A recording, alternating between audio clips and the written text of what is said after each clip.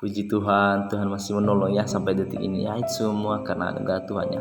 Nah teman-teman, saya lanjutkan seri saya gitu tentang mengapa saya percaya. Mengapa Anda percaya? Mengapa Anda percaya? Nah teman-teman, saya sudah memberikan beberapa alasan gitu ya. Nah saat ini saya mau coba sharing dari sisi sisi natur manusia gitu, sifat-sifat dasar manusia gitu ya.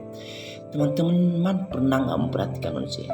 Manusia itu loh bisa melakukan hal yang begitu besar, begitu agung, begitu mulia dalam berbagai bidang ya, bidang matematika kah, sains kah, filosofis kah, dalam bidang ekonomi atau apapun. Itu bisa melakukan hal yang begitu indah, begitu besar, begitu mulia, agung gitu. Tetapi orang yang sama itu bisa melakukan hal yang begitu hina, begitu kotor, begitu jahat. Korupsi kah, membunuh kah, rasisme kah, atau apapun itu. Bisa melakukan hal itu. Orang yang sama, pribadi yang sama. Ya aneh tuh, aneh loh manusia itu. Aneh loh. Kalau kita pikirkan secara serius, aneh loh sebenarnya manusia itu.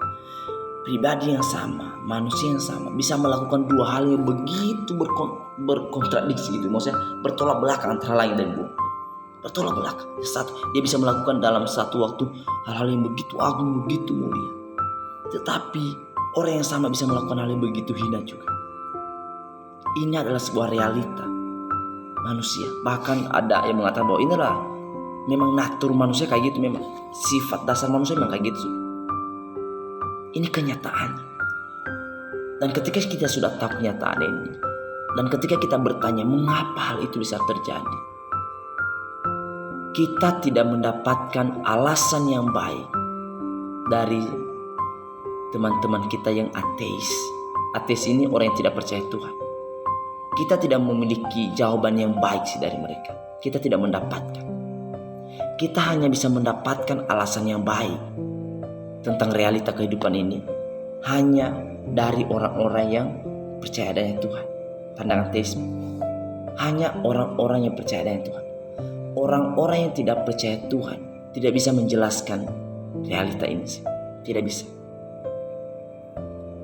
Ketika realita ini kita lihat, bagi orang-orang yang percaya Tuhan ini sangat mudah kita jawab.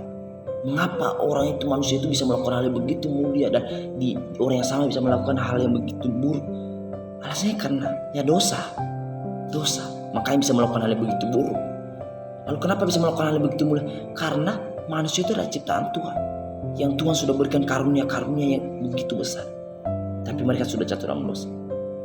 Pandangan manusia, orang yang percaya Tuhan bisa menjawab itu dengan begitu santai saja. Tapi coba bayangkan kalau dia tidak percaya ada Tuhan. Mana ada dia tahu konsep dosa, mana tahu dia konsep Tuhan. Dia tidak akan mampu memberikan alasan yang baik terhadap realita itu. Sehingga itulah alasan mengapa saya percaya. Realita manusia yang mampu melakukan dua hal yang begitu bertolak belakang, bisa melakukan sesuatu yang agung besar, bisa juga melakukan hal yang begitu hina, memberikan konfirmasi bahwa Allah itu ada. Karena hanya dengan menganggap Tuhan itu ada, realita itu bisa terselesaikan, realita itu bisa dijelaskan. Tak percaya Tuhan, engkau tidak akan bisa menyelesaikan realita itu. Engkau tidak akan paham realita itu. Itulah alasan mengapa saya percaya. Tuhan Yesus memberkati. Mari kita belajar teologi secara santai saja. Oke, thank you ya, masih bersama-sama.